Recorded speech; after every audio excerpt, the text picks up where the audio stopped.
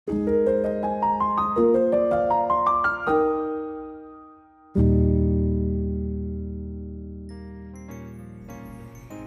Christ-like people, dalam rangka perayaan bulan gereja hari ini, kita akan bersama menyimak pembacaan naskah buku karya Andar Ismail, Selamat Bergereja bab 20 dengan judul Gereja Bagai Bahtera. Selamat menyimak dan merenungkan. Gereja dan bahtera mirip dalam beberapa hal. Oleh sebab itu, sejak abad ketiga, gereja diibaratkan sebagai bahtera. Nyanyian Gereja Bagai Bahtera di PKJ 105 atau NKB 111 memperlihatkan beberapa kemiripan itu. Gereja bagai bahtera di laut yang seram, mengarahkan haluannya ke pantai seberang. Mengamuklah samudera dan badai menderu, gelombang zaman menghempas yang sulit ditempuh. Penumpang pun bertanyalah selagi berjeri, betapa jauh di manakah labuhan abadi. Sebagaimana bahtera selalu mengarahkan haluannya ke pantai seberang yang menjadi titik tujuan, demikian juga gereja perlu merumuskan apa visi dan misi yang menjadi arahnya.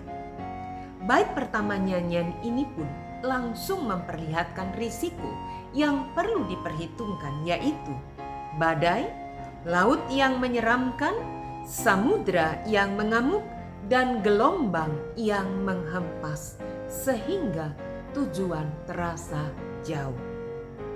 Bait kedua mensinyalir reaksi-reaksi cari aman dari risiko itu.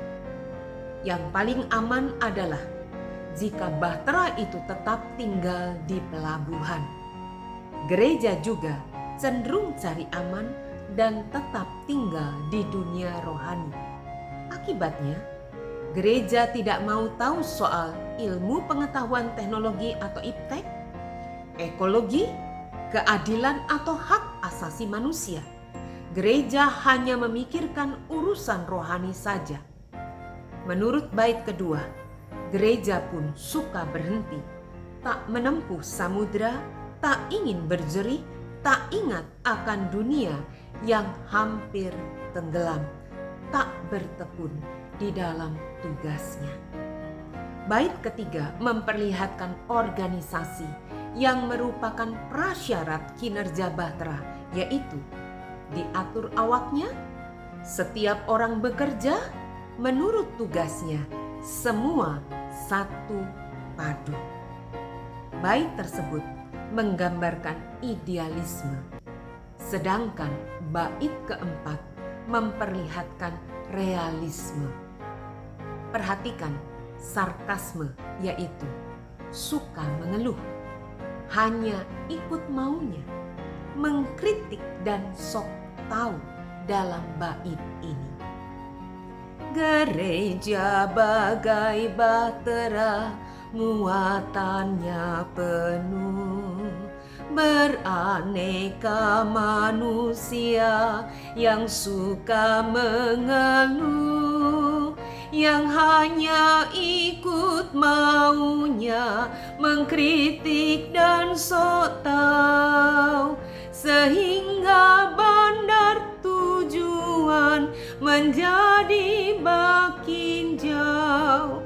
Tetapi bila umatnya sedia mendengar, tentulah Tuhan memberi petunjuk yang benar. Bait terakhir mengakui bahwa kita semua yang berada dalam bahtera merasa takut dan resah. Tidak usah kita berpura-pura bahwa iman kita dahsyat dan kuat. Bait ini juga mengajak kita untuk saling menopang dalam komunitas bahtera dan saling mengingatkan bahwa tujuan kita sama. Gereja bagai bahtera di laut yang seram, mengarahkan haluannya ke pantai seberang. Hai kau yang takut dan resah, kau tak sendirian. Teman sejalan banyaklah dan Tuhan di depan. Bersama-sama majulah, bertahan berteguh.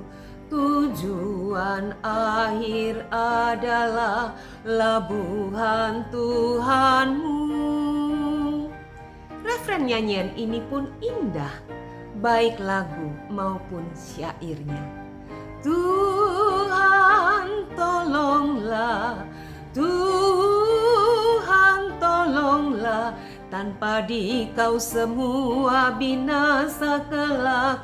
Ya Tuhan tolonglah. Lirik terjemahan Yamuger itu langsung mengingatkan kita pada cerita tentang angin ribut di Danau Galilea, di mana para rasul yang panik berseru, Tuhan tolonglah, kita binasa.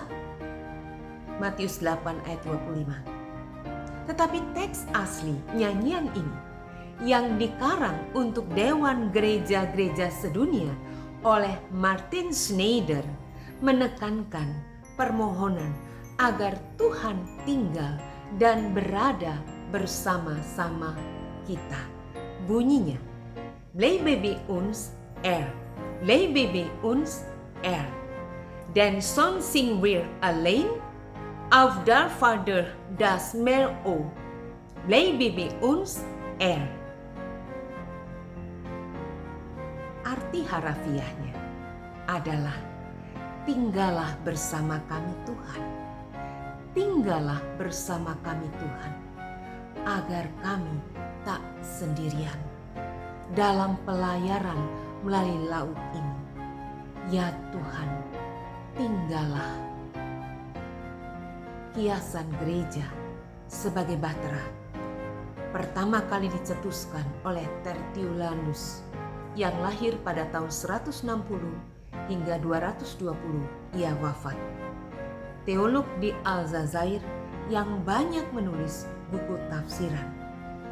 Kiasan ini menjadi lebih populer dalam tulisan Jerome Hieronymus, hidup di tahun 345 hingga 420. Pakar ilmu pendidikan agama Kristen yang mengembangkan prinsip cakupan atau scope dan urutan atau sequence dalam mengajarkan Alkitab baik kepada anak maupun orang dewasa, dan prinsipnya itu ternyata sejalan dengan ilmu pedagogi sampai sekarang. Gereja adalah ibarat bahtera. Oleh karena itu, beberapa gereja memakai perahu atau bahtera sebagai unsur lambangnya. Juga gerakan okumene memakai simbol perahu bersalib di atas dua gelombang ombak. Semua kiasan itu berdasar pada pengakuan bahwa gereja sepatutnya menjadi seperti bahtera Nuh yang berfungsi melindungi dan menyelamatkan. Seperti tertulis, karena iman, maka Nuh dengan taat mempersiapkan bahtera untuk menyelamatkan keluarganya. Ibrani 11 ayat 7. Bagaimana dengan kita? Apakah kita bersedia dipakai Tuhan seperti bahtera? Kita mengarungi perjalanan bersama sebagai bahtera dan kita berkata, Tuhan, tinggallah bersama kami. Mari kita berdoa. Tuhan, sungguh perjalanan hidup kami bagaikan bahtera yang berada di tengah samudra yang kami tidak tahu akan menjadi seperti apa. Karena itu tinggallah bersama kami, agar kami tidak sendirian, agar kami tidak terancam oleh bahaya, agar kami tidak kehilangan arah. Tinggallah bersama kami sebagai gereja, sebagai persekutuan umat percaya. Tinggallah dalam hidup kami Tuhan. Kami mohon dalam nama Tuhan Yesus. Amin. Tuhan memberkati kita dimanapun kita berada.